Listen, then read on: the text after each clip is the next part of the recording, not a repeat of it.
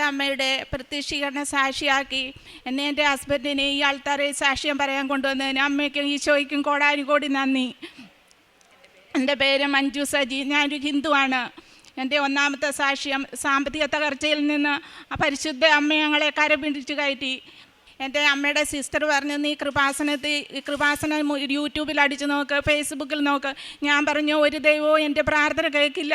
ഓരോ ദിവസവും രാത്രി നേരം വെളുക്കരുതെന്ന് ഞാൻ പ്രാർത്ഥിച്ചിട്ടുണ്ട്. കടക്കാർ വീട്ടിൽ കടം കൂടുന്നു, ഞങ്ങൾക്ക് ഒരു രക്ഷയുമില്ല. ആത്മഹത്യയ്ക്ക് വരെ എൻ്റെ ഹസ്ബൻഡ് തീരുമാനിച്ചു. ഞാൻ പറഞ്ഞു, നല്ലപോലെ പഠിക്കുന്ന മക്കളെ ഇട്ടിട്ട് ഞാൻ ഒരിക്കലും മരിക്കില്ല, എന്നെ രക്ഷിക്കും, നമ്മുടെ ദൈവം തന്നെ രക്ഷിക്കുമെന്ന് പറഞ്ഞു. യൂട്യൂബിലൂടെ അച്ഛൻ്റെ ധ്യാനം കേൾക്കും, മധ്യസ്ഥ പ്രാർത്ഥന കേൾക്കും, അച്ഛൻ്റെ ധ്യാനം ഞാൻ മുടങ്ങാതെ കേൾക്കും.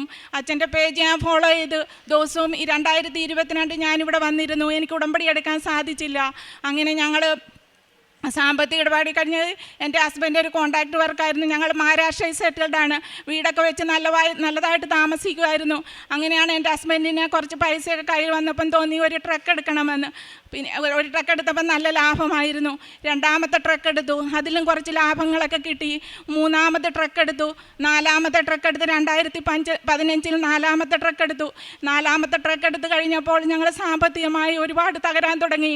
പിന്നെ കൊറോണ വന്നപ്പോൾ പിടിച്ചു നീക്കാൻ വയ്യാത്ത സാഹചര്യമായി. എന്ത് ചെയ്യണമെന്നറിയില്ല. അങ്ങനെയാണ് ഞങ്ങൾ 2022 ഞാനിവിടെ വന്നു. അപ്പോഴേ ഞാൻ 2022 തൊട്ട് പ്രാർത്ഥന തുടങ്ങി. അച്ഛൻ്റെ പേജ് ഫോളോ ചെയ്ത് യൂട്യൂബിൽ തുടങ്ങി പ്രാർത്ഥന തുടങ്ങിക്കൊണ്ടിരുന്നു. ഞാൻ വിചാരിച്ചു ഈശോ നമ്മളെ രക്ഷിക്കും.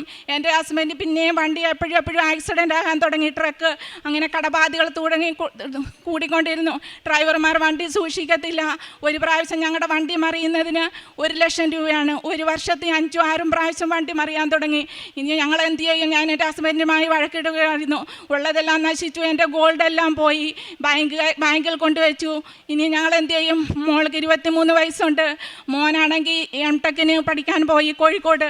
ഇനി സാമ്പത്തികമായി ഞങ്ങളെല്ലാം തകർന്നു.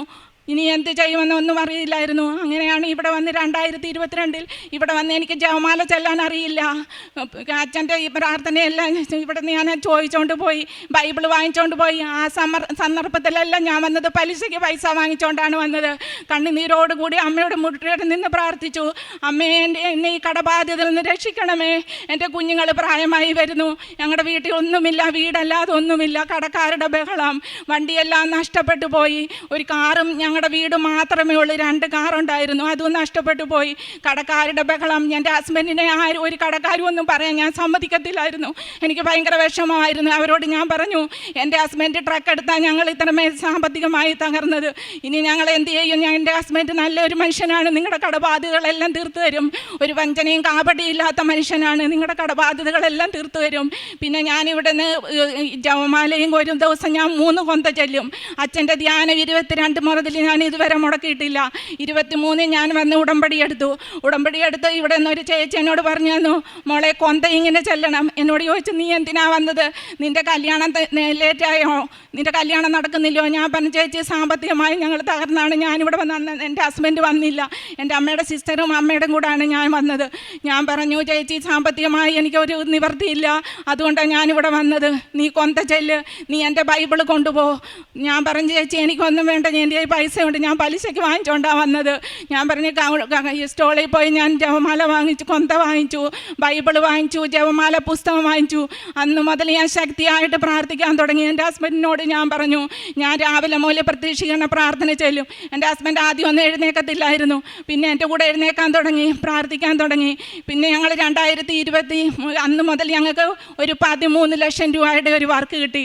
കൊന്ത ചെല്ലുന്നതിൻ്റെ, അച്ഛൻ്റെ ധ്യാനം കൂടുന്നതിൻ്റെയും മധ്യസ്ഥ പ്രാർത്ഥനയും ചെല്ലുന്നതിൻ്റെ ഫലമായി ഞങ്ങൾക്കൊരു 13 ലക്ഷം രൂപയുടെ ഒരു വർക്ക് കിട്ടി. അപ്പോൾ എനിക്ക് ഏറെ ആശ്വാസമായി. അതിൻ്റെ ഇടയ്ക്ക് എൻ്റെ മോനാണെങ്കിൽ എംടെക്ക് കോഴിക്കോട് എംടെക്ക് ചെയ്യുമായിരുന്നു. അവൻ ക്യാമ്പസ് സെലക്ഷനായി, അവൻ ജോലിയായെന്ന് അമ്മയോട് വിളിച്ച് പറഞ്ഞു, അമ്മ എനിക്ക് ജോലിയായി. ആ 2 രാത്രി ഞാൻ ഉറങ്ങിയില്ല സന്തോഷം കൊണ്ട്. ഈ സാമ്പത്തിക ഇടപാടിൽ നിന്ന് എൻ്റെ മോൻ ജോലി സെലക്റ്റായി. ഇനി നമുക്കൊരു രക്ഷയാകുന്നല്ലോ എന്ന് ഞാൻ വിചാരിച്ചു. പിന്നെ 13 ലക്ഷം രൂപയുടെ വർക്ക് കിട്ടി. അത് കഴിഞ്ഞ് 1.5 കോടിയുടെ വർക്ക് എൻ്റെ പരിശുദ്ധ അമ്മ ഞങ്ങൾക്ക് തന്നു. പിന്നെ 1.5 കോടിയുടെ വർക്ക് തന്നു കഴിഞ്ഞ് കടങ്ങൾ വീട്ടാൻ തുടങ്ങി. പിന്നെ 1 കോടിയുടെ വർക്ക് പരിശുദ്ധ അമ്മ തന്നു. അതിലും പകുതി മുക്കാൽ കടങ്ങൾ വീടി. പിന്നെ 1 വർഷം ഞങ്ങൾക്ക് ഗ്യാപ്പ്, അനുഗ്രഹവുമില്ല, ഒന്നുമില്ല. 3-ാമത്തെ ഉടമ്പടിയിൽ എനിക്ക് മാതാവിനെ കിട്ടിയിരുന്നു. അപ്പോൾ ഞാൻ വിചാരിച്ചു എൻ്റെ മാതാവ് എനിക്ക് കടബാധ്യതകളെല്ലാം ഇപ്പം തന്നെ വീട്ടിൽ തരും, എൻ്റെ മാതാവ് എൻ്റെ കൂടെ ഉണ്ടെന്ന് പറഞ്ഞു. പക്ഷേ ആ വർഷം ഞങ്ങൾക്ക് അനുഗ്രഹമൊന്നും കിട്ടിയില്ല, ഗ്യാപ്പ് ആയിരുന്നു. അച്ഛനപ്പോൾ ധ്യാനത്തിലൊക്കെ പറഞ്ഞിട്ടുണ്ട്, ചിലവർക്ക് അനുഗ്രഹങ്ങൾ കിട്ടാൻ തുടങ്ങിയ സ്വിച്ച് ഇട്ട പോലെ ആയിപ്പോവും. എൻ്റെ ഹസ്ബൻഡ് എന്നോട് പറഞ്ഞു നമുക്കും അതുപോലെയാണല്ലോ. ഞാൻ പറഞ്ഞ് ശാന്തമായിരിക്കുക, നമ്മളെ അനുഗ്രഹിക്കും, നമ്മളെ പിടിച്ചു നിർത്താൻ അമ്മയ്ക്ക് കഴിഞ്ഞല്ലോ, ഈശോയ്ക്കും. അതുകൊണ്ട് സമാധാനമായിട്ടിരിക്കും, നമുക്ക് കടങ്ങൾ വീട്ടും. 1 വർഷം കഴിഞ്ഞപ്പോൾ പിന്നെ ഹസ്ബൻഡിന് ഇപ്പോൾ 2 കോടിയുടെ വർക്ക് നടക്കുന്നു. ഞങ്ങളുടെ കടബാധ്യതകൾ 60 ലക്ഷത്തിൽ നിന്ന് 50 ലക്ഷവും വീടി. പിന്നെ എൻ്റെ ഗോൾഡ് ആണെങ്കിൽ ബാങ്കിൽ കുറച്ച് പണയം വെച്ചിരുന്നു. കൊറോണ സമയത്ത് ബാങ്കുകാർ അത് ജപ്തി ചെയ്തു. പക്ഷേ അതിൽ കൂടുതൽ വാങ്ങിക്കാൻ പരിശുദ്ധ അമ്മ ഞങ്ങൾക്ക് അനുഗ്രഹം നൽകി. അമ്മയെ തിരി കത്തിച്ച് വെക്കുമ്പോൾ അമ്മയുടെ രൂപം എനിക്ക് കാണാനും തിരുഹൃദയം വരികയും ചെയ്യും. അമ്മ കൈ വിരിച്ച് നിൽക്കുന്നതായിട്ട് എനിക്ക് കാണാൻ സാധിക്കും, എനിക്കും എൻ്റെ ഹസ്ബൻഡിനും. അങ്ങനെ പരിശുദ്ധ അമ്മ ഞങ്ങളുടെ കരം കയറ്റി. പിന്നെ മോള് ഇപ്പോൾ MBAക്ക് പൂനെയിൽ പഠിക്കുന്നു. അവിടെ 10 ലക്ഷം രൂപ ഫീസാണ്. ബാക്കി 15 ലക്ഷം അവിടെ ഹോസ്റ്റൽ ഫീസെല്ലാം. ഒന്നും ഞങ്ങൾ വിചാരിച്ചതേ അല്ല ഇത്രയേറെ അനുഗ്രഹങ്ങൾ അമ്മ തരുമെന്ന്. അമ്മയ്ക്കും ഈശോയ്ക്കും കോടി നന്ദി. പിന്നെ എൻ്റെ 4-ാമത്തെ ഒരു സാക്ഷ്യമുണ്ട്. എൻ്റെ സഹോദരൻ 28 വർഷത്തിന് മുമ്പ് വീട് വിട്ടു പോയിരുന്നു. 22-ൽ ഞാനിവിടെ വന്ന് മുട്ടുകുത്തി എൻ്റെ സാമ്പത്തിക ഇടപാടുകൾ ഞാൻ കൂടെ പ്രാർത്ഥിച്ചു. അമ്മ മാതാവേ, എൻ്റെ സഹോദരൻ എവിടെ ഉണ്ടെന്ന് എനിക്കറിയില്ല. അമ്മയാണെങ്കിൽ ഞാൻ ഇവിടുന്ന് പോയി. പിറ്റേ വർഷം മെയ് മാസത്തിൽ 28 വർഷമായ സഹോദരൻ ഇന്നടുത്തുണ്ടെന്ന് പറഞ്ഞു.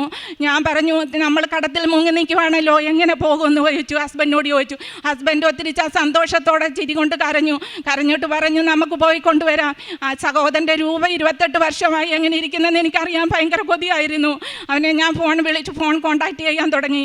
പിന്നെ വീഡിയോ കോൾ ചെയ്ത് കാണാൻ തുടങ്ങി. എനിക്കെൻ്റെ സഹോദരനെ ഒന്ന് കണ്ടേ മതിയാകൂ, കടങ്ങൾ നിൽക്കുന്നു, എങ്ങനെ പോകും? പരിശുദ്ധ അമ്മയോട് മുട്ടുകുത്തി പ്രാർത്ഥിച്ചു. അമ്മയെ അവനെ ഒന്ന് കാണാൻ എനിക്ക് സഹായിക്കണമേ. അന്ന് ഉടമ്പടി എടുത്തിട്ടില്ല. ഉടമ്പടി എടുക്കുന്നതിന് മുമ്പ് തന്നെ, ഇവിടെ വരാൻ തുടങ്ങുന്നതിന് മുമ്പ് തന്നെ എനിക്ക് അനുഗ്രഹങ്ങൾ കിട്ടിയിരുന്നു. 2022 മുതൽ. അമ്മയുടെ അച്ഛൻ്റെ ധ്യാനം 2023 മുതൽ 22 മുതൽ ഇതുവരെ മുടങ്ങിയിട്ടില്ല. മധ്യസ്ഥ പ്രാർത്ഥന, കൊന്ത. ഒരു ദിവസം ഞാൻ 3 കൊന്ത ചൊല്ലും. രാവിലെ 4:30 എണീക്കും, ഒരു കൊന്ത ചൊല്ലും. പിന്നെ അച്ഛൻ്റെ പ്രാർത്ഥന കൂടും. പിന്നെ 11 മണിക്ക് പ്രാർത്ഥിക്കും. പിന്നെ 3 മണിക്ക് കൊന്ത ചൊല്ലും. അതൊന്നും ഞാൻ മുടക്കാറില്ല. ട്രെയിനിൽ പോയാലും ബസ്സിൽ പോയാലും കാറിൽ പോയാലും എപ്പോഴും ഞാൻ കൊന്ത ചൊല്ലിക്കൊണ്ട് പോകും. പരിശുദ്ധ അമ്മ ഞങ്ങളുടെ കൂടെ ഉണ്ടെന്ന് ഞങ്ങൾക്ക് പരിപൂർണമായ വിശ്വാസമായി. ഞാനൊരു ഹിന്ദു ആയതുകൊണ്ട് എനിക്ക് ഈശോയെ ആദ്യമായി വിളിക്കാൻ അറിയത്തില്ലായിരുന്നു. ഹല്ലേലൂയ എങ്ങനെയാണ് പറയേണ്ടതെന്ന് എനിക്കറിയത്തില്ല. ഞാൻ പലരോടും ചോദിച്ചു, ഹല്ലേലൂയ എങ്ങനെയാണ് പറയുന്നത്? അവർ പറഞ്ഞു ഹല്ലേലൂയ എന്ന് പറയണമെന്ന് പറഞ്ഞു. അവിടെ ഈ ഒരു ധ്യാന കേന്ദ്രം ഉണ്ടായിരുന്നു ഞങ്ങളുടെ മഹാരാഷ്ട്രയിൽ. അവിടെ ഞാൻ പോയി ഉടമ്പടി എടുക്കുന്നതിന് മുമ്പ് അവിടെ പോയി പറഞ്ഞു, കർത്താവെ അങ്ങിൽ അഭയം പ്രാപിച്ച് ഞങ്ങളെ ഒരിക്കലും ഉപേക്ഷിക്കരുതേ. കണ്ണുനീരോടുകൂടി അവിടെയും പ്രാർത്ഥിച്ചു. ഇവിടെ വന്ന അമ്മയോടും പ്രാർത്ഥിച്ചു. അമ്മേൻ്റെ ഫലമായി ഞങ്ങൾക്കൊന്ന് സാമ്പത്തികമായി ഒന്ന് പിടിച്ചു നീക്കാൻ കഴിയുന്നു. പ്രേക്ഷിത പ്രവർത്തനം ഞങ്ങൾ അനാഥാലയത്തിൽ പോയി മാനസിക രോഗികൾക്ക് വേണ്ട ഫുഡ് ഞാൻ വീട്ടിൽ നിന്ന് ഉണ്ടാക്കി കൊടുക്കും. പിന്നെ അവർക്ക് വേണ്ട ഞങ്ങളെ കൊണ്ട് കഴിയുന്ന ഹെൽപ്പ് ചെയ്യും, പൈസ പരമായിട്ട്. പിന്നെ വസ്ത്രങ്ങൾ പരമായിട്ടും. സ്കൂൾ തുറക്കുമ്പോൾ പാവപ്പെട്ട കുട്ടികൾക്ക് ഞങ്ങൾ പൈസ കൊടുക്കും. പിന്നെ പത്രം ഞങ്ങൾ ബസ് സ്റ്റോപ്പിലും ഇവിടെ സ്കൂളുകളിലും ഒക്കെ കൊടുക്കും. ഒരു പ്രാവശ്യം കൊടുക്കുന്നവർക്ക് ഞങ്ങൾ പിന്നെ വേറെ സ്ഥലങ്ങളിലായിരിക്കും കൊടുക്കുന്നത്. എത്ര ദൂരങ്ങളിൽ പോലെയും ഇന്ത്യയിലും മറാഠിയിലും ഞങ്ങൾ വാങ്ങിച്ചുകൊണ്ട് പോകും. മഹാരാഷ്ട്രയിൽ അത് പത്രം എത്ര മഴയിലും ചൂടത്തിലും ഞങ്ങൾ കൊടുക്കും. ആദ്യമേ അമ്മയുടെ പത്രം കൊടുത്തിട്ടേ ഞങ്ങൾ വേറൊരു പണിക്ക് ഞങ്ങൾ ചെയ്യത്തുള്ളൂ. ഇത്രയും അനുഗ്രഹങ്ങൾ തന്നതിന് അമ്മയ്ക്കും ഈശോയ്ക്കും കോടാനുകോടി നന്ദി. എൻ്റെ പേര് സജി. ഞങ്ങൾ മഹാരാഷ്ട്രയിൽ നിന്ന് വരുന്നു. ഞങ്ങൾ 2018 ശേഷം വളരെ സാമ്പത്തികമായി ഞങ്ങൾ വളരെ ബുദ്ധിമുട്ടിലായിരുന്നു. എനിക്ക് നേരത്തെ കൺസ്ട്രക്ഷൻ വർക്കായിരുന്നു. അതിനുശേഷം ഞാൻ അതിൻ്റെ 2011 തൊട്ട് ട്രക്കുകൾ എടുക്കാൻ തുടങ്ങി. ഓരോ ട്രക്കിനും ലാഭം കിട്ടാൻ തുടങ്ങി. ഓരോ വർഷം ട്രക്കുകൾ കൂട്ടിക്കൊണ്ട് പോയി. അങ്ങനെ 2018 ചെന്ന് മൊത്തം ഞാൻ കൊളാപ്സായി. അതിനുശേഷം ലോക്ക്ഡൗൺ വന്നു. 2 വർഷം വണ്ടികൾ ഓടാൻ കിടന്നു.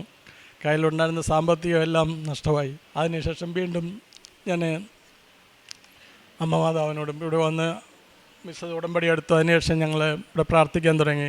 അതിനുശേഷം എനിക്ക് ചെറിയ സിവിൽ വർക്കിലേക്ക് ഞാൻ വീണ്ടും തിരിച്ചു പോയി. അങ്ങനെ ചെറിയ വർക്കുകൾ ആദ്യം കിട്ടാൻ തുടങ്ങി. പിന്നെ വലിയ വർക്കുകൾ കിട്ടി. ആ സമയത്ത് എനിക്ക് 2018 വരെ നാളത്തേക്ക് ഞാൻ നിത്യ ചിലവിന് വേണ്ടി ആരോട് കടം വാങ്ങിക്കും എന്നുള്ളൊരവസ്ഥയായിരുന്നു. അതിൽ നിന്നെല്ലാം മാതാവും തിരുവാനും ഞങ്ങളെ രക്ഷിച്ചു. ഇപ്പം ഞങ്ങൾ സാമ്പത്തികമായി മറ്റൊരാളെ കടം വാങ്ങിക്കാതെ മുന്നോട്ട് പോകുന്നു. ഞങ്ങളാലാകുന്ന സഹായം മറ്റെല്ലാവർക്കും ഞങ്ങൾ ചെയ്യാൻ ശ്രമിക്കുന്നുണ്ട്, കൊടുക്കാറുണ്ട്. അമ്മയ്ക്കും തിരുവാനും 1 കോടി നന്ദി. ഉയരത്തിൽ നിന്ന് കൈനീട്ടി അവിടുന്ന് എന്നെ പിടിച്ചു, പെരുവെള്ളത്തിൽ നിന്ന് അവിടുന്ന് എന്നെ പൊക്കിയെടുത്തു. സങ്കീർത്തനം 18:16 വചനമാണ്. ദൈവം തൻ്റെ ജനത്തെ പ്രയാസങ്ങളുടെയും ബുദ്ധിമുട്ടുകളുടെയും പ്രതിസന്ധികളുടെയും നടുവിൽ നിന്ന്, ആഴങ്ങളുടെ ഇടുക്കിൽ നിന്ന് രക്ഷിക്കുന്ന ഒരു ദൈവമാണ്. ആഴമുള്ള വെള്ളം പോലെ ആവാം നമ്മുടെ ദുരിതങ്ങൾ. ഒരു പക്ഷേ പ്രത്യാശയില്ലാത്ത സാഹചര്യങ്ങളിൽ കൂടെ കടന്നു പോകുന്നവരാവാം. രോഗാവസ്ഥകളും ജോലിയില്ലായ്മയും കടബാധ്യതകളും ഒക്കെ ആയിട്ട് പ്രതീക്ഷ നഷ്ടപ്പെട്ട നിമിഷങ്ങളിൽ ആവാം നാം ഒരു പക്ഷേ പരിശുദ്ധ അമ്മയുടെ ഈ സന്നിധിയിൽ വന്നത്. ഉടമ്പടി ഒരാത്മീയ വിശ്വാസ ബന്ധമാണ്. ചിലപ്പോൾ ജീവിതത്തിൽ നാം ആഴമുള്ള പെരുവെള്ളത്തിൽ വീണ് പോകുമെങ്കിലും ഉടമ്പടിയിലുള്ള നമ്മുടെ ആ വിശ്വാസം നമ്മെ വീണ്ടും പിടിച്ചുയർത്തുന്നതായിട്ടാണ് നമുക്കോരോ സാക്ഷ്യങ്ങളിൽ നിന്ന് നമുക്ക് മനസ്സിലാക്കാൻ സാധിക്കുന്നത്. പരിശുദ്ധമ്മ ജീവനോടെ പ്രത്യക്ഷപ്പെട്ട ഈ ആലയത്തിൽ വന്ന് പ്രാർത്ഥിക്കുമ്പോൾ സങ്കീർത്തനം 28:2 പറയുന്നത് പോലെ, അങ്ങയുടെ ശ്രീകോവിലേക്ക് കൈനീട്ടി ഞാൻ സഹായത്തിനായി വിളിച്ചപേക്ഷിക്കുമ്പോൾ എൻ്റെ യാചനയുടെ സ്വരം ശ്രവിക്കണമേ എന്നാണ്. നമ്മുടെ ഓരോ പ്രാർത്ഥനകളും യാചനകളും നമ്മുടെ വേദനകളുമെല്ലാം കാണുന്ന ഒരു ദൈവമാണ് നമ്മുടെ കൂടെയുള്ളത്. ഉടമ്പടി മക്കളെ കൈവിടാതെ കാത്തു പരിപാലിക്കുന്ന, സംരക്ഷിക്കുന്ന ഒരമ്മയാണ് കൃപാസനം അമ്മ. കൃപാസനം അമ്മയോടൊപ്പം ഉടമ്പടി എടുത്ത് പ്രാർത്ഥിക്കുമ്പോൾ നമ്മെ ഉയർത്തുന്ന ഒരു ദൈവത്തെയാണ് നമുക്ക് കണ്ടുമുട്ടാൻ സാധിക്കുന്നത്. അങ്ങനെയുള്ളൊരു വലിയ സാക്ഷ്യമാണ് മഞ്ജു സജി നമ്മളോട് ഷെയർ ചെയ്തത്. കടബാധ്യതയുടെ നടുവിൽ ആ പെരുവെള്ളത്തിലൂടെ കടന്നു പോകുന്ന ദിവസങ്ങളിൽ ആരോ കൃപാസനത്തെ പറ്റി പറയുകയും പിന്നീട് യൂട്യൂബിലൂടെയും ഫേസ്ബുക്കിലൂടെയും കൃപാസനത്തെപ്പറ്റി കൂടുതൽ അറിയാൻ സാധിക്കുകയും അന്നു മുതൽ പ്രാർത്ഥിക്കാൻ തുടങ്ങുകയുമാണ്. പല സ്ഥലങ്ങളിലും പോയി പ്രാർത്ഥിച്ചു. പക്ഷെങ്കിൽ കൃപാസനത്തെപ്പറ്റി കേട്ടപ്പോൾ കൂടുതൽ ഒരു താല്പര്യം തോന്നി. കൂടുതൽ പ്രാർത്ഥന യൂട്യൂബിലൂടെയും ഫേസ്ബുക്കിലൂടെയൊക്കെ കൂടുതൽ ചേർന്ന് ചൊല്ലുവാൻ തുടങ്ങി. അതിൻ്റെ ഫലമായിട്ട് തന്നെയാണ് ഓരോ കാര്യങ്ങളിൽ ഈശോയുടെ അമ്മയുടെ ഇടപെടലുകൾ മനസ്സിലാക്കാൻ സാധിച്ചത്. ഓരോ കടബാധ്യതകളും ജപ്തി വരെ ഉണ്ടായിരുന്ന കാര്യങ്ങൾ, അതും വലിയ ഹ്യൂജ് എമൗണ്ട്സ് ഓഫ് ക്യാഷ്, സ്വർണം, ഇതെല്ലാം ദൈവത്തിൻ്റെ കരങ്ങളിൽ സമർപ്പിച്ച് പ്രാർത്ഥിക്കുകയാണ്. ഓരോ ദിവസവും കണ്ണീരോടെ പ്രാർത്ഥിച്ച് വേദനയോടെ പ്രാർത്ഥിക്കുകയാണ് ഈ മക്കൾ. ആ പ്രാർത്ഥനയുടെ ഫലമായിട്ട് തന്നെയാണ് പടിപടിയായിട്ട് ഓരോ ദിവസവും ഈശോയുടെ അമ്മയുടെയും കാരുണ്യവും സ്നേഹവും ഇവരുടെ ജീവിതത്തിലേക്ക് നാം കടന്നു ചെല്ലുന്നത്. അങ്ങനെ ഓരോ കടബാധ്യതകൾ, പല വർക്കുകൾ കിട്ടുകയും കടബാധ്യതകൾ നീക്കുവാനും സാധിച്ചു. പിന്നീട് മക്കളുടെ പഠിത്തമാണ്, അത് സ്റ്റഡി കാര്യവും. മകൻ M.Tech പഠിക്കുന്നു. പിന്നീട് പഠിത്തം തീരുന്നതിന് മുമ്പ് തന്നെ ക്യാമ്പസ് സെലക്ഷൻ ആവുകയും മകൾക്ക് MBA പഠിക്കാൻ പോകാൻ പറ്റില്ല എന്നാണ്. കാരണം അന്ന് സാമ്പത്തിക ബുദ്ധിമുട്ടുണ്ടായിരുന്നു. പക്ഷെങ്കിൽ ഉടമ്പടി വന്നതിന് ശേഷം എല്ലാ കാര്യവും കൃപാസനത്തെ പറ്റി അറിഞ്ഞ നിമിഷം മുതൽ ഈ മക്കൾ പ്രാർത്ഥനയിലാണ്. അന്ന് മുതൽ ഇന്ന് വരെ എല്ലാ കാര്യവും ഈശോയും അമ്മയും അങ്ങ് ഏറ്റെടുക്കുകയാണ്. ആ പ്രാർത്ഥിച്ചതുപോലെ തന്നെ അങ്ങയുടെ ശ്രീകോവിലേക്ക് നോക്കി കൈനീട്ടി പ്രാർത്ഥിച്ചപ്പോൾ ആ പ്രാർത്ഥന കേട്ട ഒരു ദൈവത്തെയാണ് ഇവർ ഇപ്പോൾ സാക്ഷ്യപ്പെടുത്തുന്നത്. ഈശോയും അമ്മയും ചേർന്ന് നിന്നുകൊണ്ട് കടബാധ്യതകളിലും ജപ്തി സമയത്ത് പോയ ആ സ്വർണമെല്ലാം അതിൽ കൂടുതലായിട്ട് തിരിച്ചു കൊടുക്കുന്ന ഒരു ദൈവത്തെയാണ് ഇവർക്ക് കാണുവാൻ സാധിച്ചത്, കണ്ടുമുട്ടുവാൻ സാധിച്ചത് ഉടമ്പടിയിൽ.